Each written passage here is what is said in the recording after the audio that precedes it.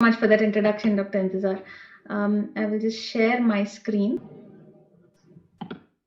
Is my screen visible? Yes, ma'am. Yeah, great.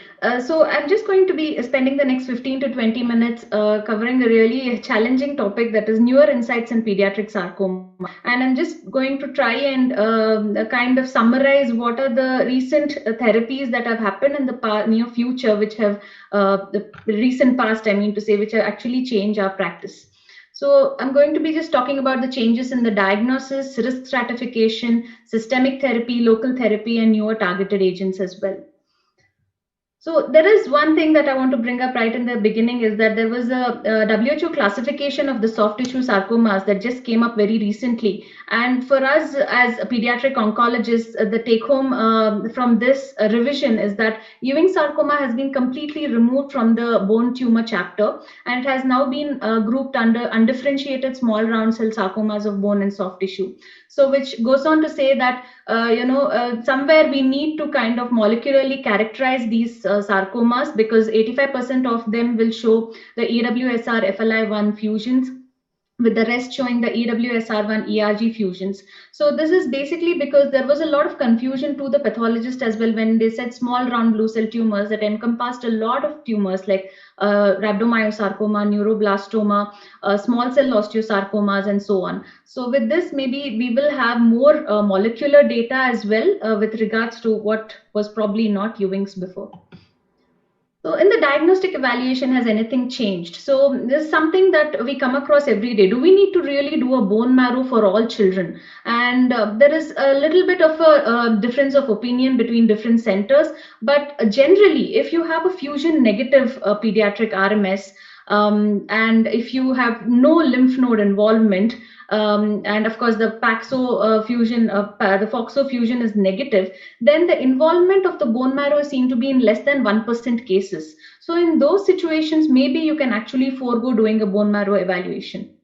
And what about the lymph nodes? So when do you actually have to preemptively sample clinically normal lymph nodes? In two scenarios, one is the paratesticular RMS over 10 years of age, where you have to do a ipsilateral retroperitoneal lymph node dissection, and the extremity tumors, because it has been seen that up to 23% of the extremity tumors have got regional lymph node involvement, although they look normal on imaging. And in these extremity tumors, what is for upcoming is that many people are now doing a sentinel lymph node biopsy to see if there is involvement of the lymph node. It is always better to do a fluid or an effusion analysis when present. And also if there is a body cavity tumor implant that is defined as metastasis, so it is better to identify it either radiographically or pathologically. So this is just a slide showing the consensus recommendation for RMS. What I just said, you should always accompany it with the immunohistochemistry and molecular testing for PAX-FOXO1 fusion. And imaging wise, PET scan, again, we are getting a little bit of a data, but not all centers do a PET scan. CT scan along with the CT of the chest and the bone marrow is always included. And I would like to draw your attention to the last point. Consider workup for genetic predisposition. So this is something I think we all should include in our clinical practice as well. So we all know the risk stratification that we have been practicing. Of course, there's a little bit of a difference between the COG and the EPSSG groups, but ultimately we need the grouping of the disease, the residual that's left behind, the staging, and the site of the disease. These three play a very important role in risk stratification. But what is new? Are things changing? So what about the fusion status? Now, there were a lot of actually differences in opinion with regard to this as well. Two major groups came out saying, one of them actually believed that the fusion positivity influences the outcome, and actually the other person believed that fusion positivity does not influence outcome. The difference was mainly because all of them were retrospective reviews, and they did not have a central kind of monitoring for the histology as well for alveolar RMS.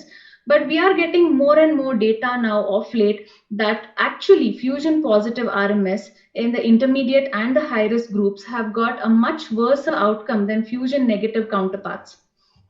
This is a very important trial done by Shapek et al., where they collected data prospectively this time in intermediate risk RMS. And if you can see, the bottommost line represents the ARMS PAX3 fusion, which has a considerably lesser event-free survival as compared to the topmost line actually shows a ARMS with a fusion negative, which has almost a 90% event-free survival. So this goes on to show that I think all of us need to include doing the translocation status for all our patients to get more data and to see if actually it can refine the further risk stratification for rhabdomyosarcoma. So we had the IRIS trials right from 1950s, which went on to kind of improve the survival more so for low risk and intermediate risk rhabdomyosarcoma. The differences in the North American versus the European is their choice of alkylator therapy. The Europeans tend to stick to ifosfamide, whereas the North American trials have always used like cyclophosphamide. Although there's no head-to-head comparison, both of them have got similar EFS and OS rates. So is addition of more drugs the answer? Where are we heading towards refinement of treatment in rhabdomyosarcoma? So this was again done as a trial by the RMS 2005 protocol, where they did an open label randomized trial and classified children with high risk rhabdomyosarcoma, giving half of them IVA, that is ifosfamide, vincristine, actinomycin D versus IVA plus doxorubicin. And what they saw was there was not really much difference in the 3-year event-free survival between the IVA and the IVA-DOX group. Similarly, COG also did a trial for intermediate risk rhabdomyosarcoma, and they saw if adding vincristine and irinotecan cycles to VAC will improve outcomes. So that also did not show any difference in event-free survival. But what now we do know is that VAC and VI, the backbone of VAC and VI, has a lower cumulative cyclophosphamide dose and lower hematological toxicity. So it was probably tolerated better than the VAC. And going forward, we need to see if this becomes a standard of care. It has become in centers in US. So if we need to see if this becomes a standard of care. Although one of the dose limiting toxicities of irinotecan continues to be diarrhea, and I'm not sure if our children with their given nutrition status can actually tolerate irinotecan. So what has changed in metastatic disease? Unfortunately, nothing much. Overall outcome continues to be dismal. There have been several trials that have evaluated addition of drugs or dose intensification, but both of them have not found to be helpful. So we have this kind of a guideline by Oberlin et al., who actually compared the different metastatic RMS children and actually saw that these 4 factors were quite useful in prognosticating. That included the age, the site of the disease, the bone marrow involvement, and the number of metastatic sites. And if you can see, those children right at the bottom who had all the 4 factors had survival outcome of about 5%, which is extremely dismal. So going by this, what Lydon et al. Did in the COG trials is that they included dose compressed cycles of ifosfamide, etoposide, vincristine, doxorubicin, cyclophosphamide, similar like Ewing's, and vincristine and irinotecan as a very, very dose compressed 2-weekly kind of cycle, and saw if that really worked in children with metastatic RMS. So their rationale was that we can use the most active agents, for example, irinotecan, which is usually used in relapse setting, in the upfront setting itself. And they wanted to see if irinotecan will work as a radiation sensitizer. Unfortunately, the only place where it worked was with the patients who had embryonal RMS and who were less than 10 years, who had a 3-year event-free survival of 60% and a 3-year overall survival of 79%. But those children who had more than 2 Oberlin risk factors, again, their outcomes stand very, very dismal. Akin to ALL, what the European study again thought that will it make a difference if we add maintenance chemotherapy? And for high-risk rhabdos, that is non-metastatic, incompletely resected embryonal, occurring at unfavorable sites, or non-metastatic embryonal with nodal involvement, or non-metastatic alveolar without nodal involvement, they gave a 4-week cycle of intravenous vinorelbine given on 3 days and continuous cyclophosphamide. This was given for 6 cycles. And they did find some survival benefit, both with disease-free survival and overall survival, almost differing by about 10%. So now the European studies incorporate this for all high-risk rhabdomyosarcomas. What about the local therapy? Has anything changed with regards to the local therapy? So now we do know that there are some studies to indicate that if the primary tumor cannot be removed upfront, and if it can be done at a later time, that is a second look surgery to resect residual disease, that definitely improves the outcome for a few select cases.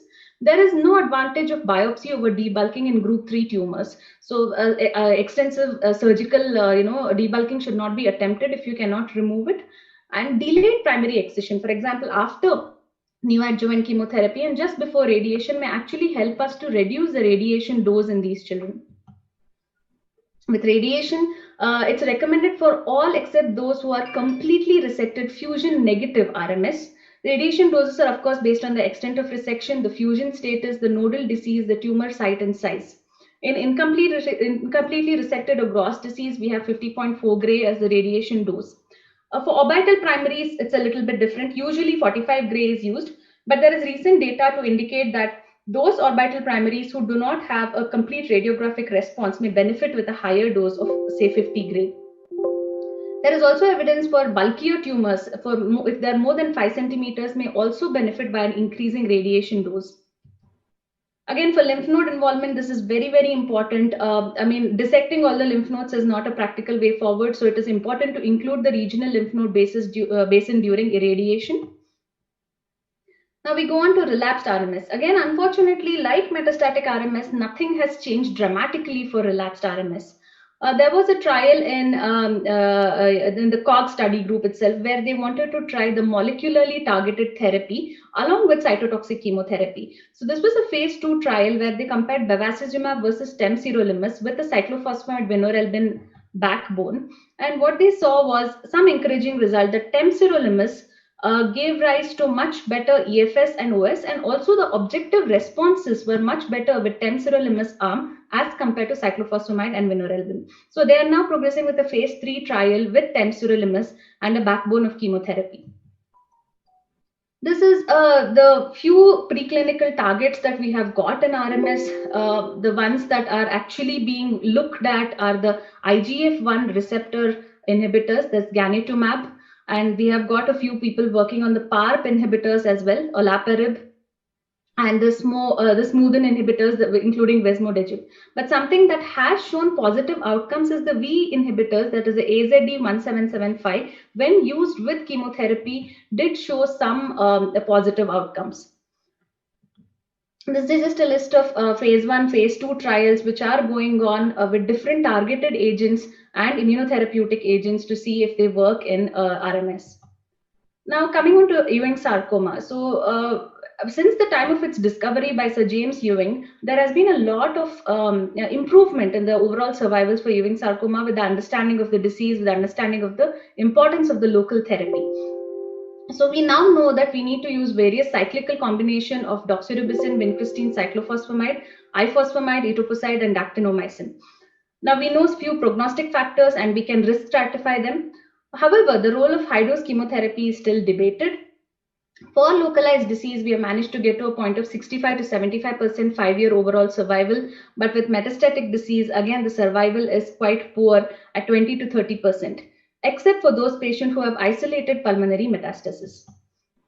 So there's just a summary of the US intergroup trials that actually paved the way for the current therapy now with using VDC and IE as a interval compressed chemotherapy. So we did get to know from this COG trial that giving VDC and IE at 2 weekly intervals led to overall improvement in event-free survival, albeit not appreciably, but it was significant. And now that is the standard of care in all North American studies. So has anything changed in risk stratification? How should you approach a patient with localized Ewing sarcoma? The initial tumor size or volume either more than 8 centimeters or tumor volume more than 200 ml is adversely prognostic. For those tumors that are resected after induction chemotherapy, histological response is the strongest independent prognostic factor, and it even overrides the impact of the initial tumor size. However, we should not forget that the actual prognosis is critically determined by the adequacy of local control. The timing of local control is extremely important, and the efficacy of the systemic chemotherapy to eradicate the metastatic disease. So we did make a lot of progress with Ewing's, but there is a roadblock that the transplant did not add much to our responses secondary to high dose stem cell transplant. So when this was analyzed in the Euro-Ewing 2009, 2008 and 99 trials, for localized and high risk Ewing sarcoma, definitely there was an improvement in the event-free and the overall survival when the normal conventional chemotherapy, that is VAI, was compared with BuMel condition transplant. However, this did not hold good for metastatic Ewing. So when this was same thing was tried with metastatic Ewings, and mind you, the metastases were only pulmonary in this cohort, not no other metastasis. Again, they were not found to be better than conventional chemotherapy with whole lung irradiation. It was the same outcomes as the high dose chemotherapy would give, and in fact, there were a few toxic deaths in the high dose chemotherapy arm as well.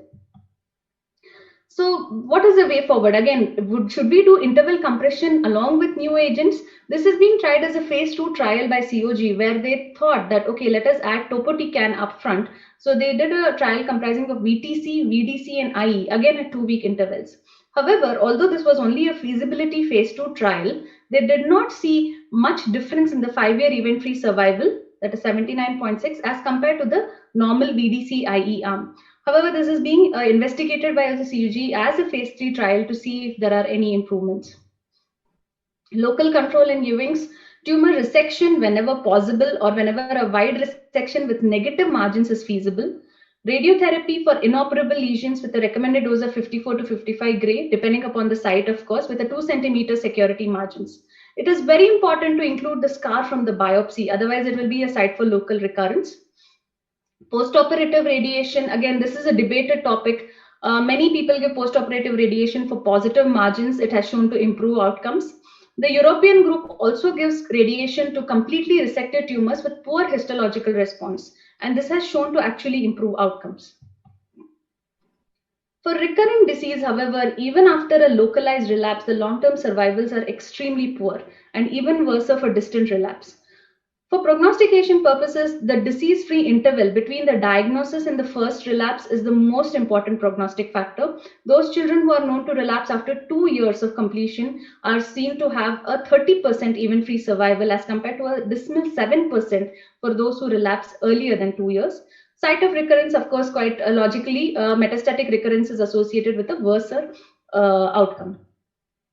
What is happening for recurring Ewing sarcoma? The Euro-Ewing Consortium is conducting the RECUR study, where they're comparing these 4 chemotherapeutic agents: cyclophosphamide, topotecan, gemcitabine, docetaxel, high-dose ifosfamide, and temozolomide and irinotecan. So amongst these two, they're going to eliminate the 2 chemotherapeutic combinations which don't work very well, and going to test the other 2 in a phase 3 study. So hopefully this should give us some guidelines as to what to use for a recurrent Ewing's. And this is this slide to show what is happening in the future. So the few things that have actually promised some kind of outcomes are the anti-IGFR1 antibody. So in a small cohort of patients, it did show excellent responses, but they were very transient. And right now it is being tried by COG in combination with ifosfamide and etoposide to see if it works. The second thing is the PARP inhibitor, olaparib. Again, olaparib is being tried even alone and in combination with temozolomide to see if it works with recurrent and metastatic Ewing's. Then we have got the anti-GD2 CAR, which is again in a very, very nascent stage to see if it works as an immunotherapeutic agent for a relapsed Ewing sarcoma.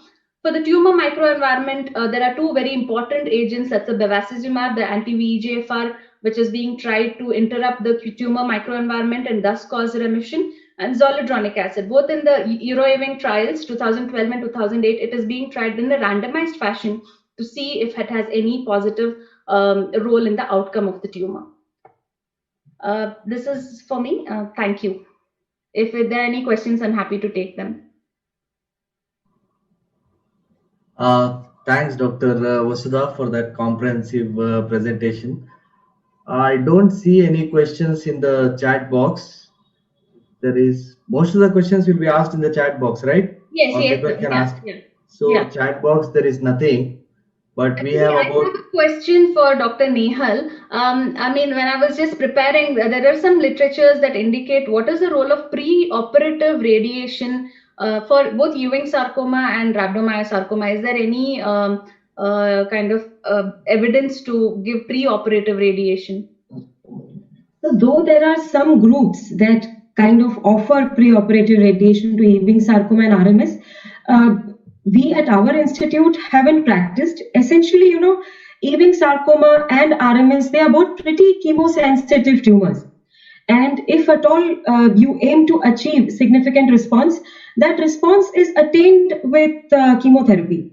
The other point is the chemotherapy and radiotherapy response goes hand in hand. If a patient has responded to chemotherapy, will respond to radiotherapy and otherwise. So if you haven't had optimal response with induction chemo, it is a little unlikely that the patient will respond to preoperative radiotherapy and make it amenable to a margin negative surgery. Okay. And ma'am, what is your opinion about protons for sarcoma, for recurrent and relapsed sarcomas?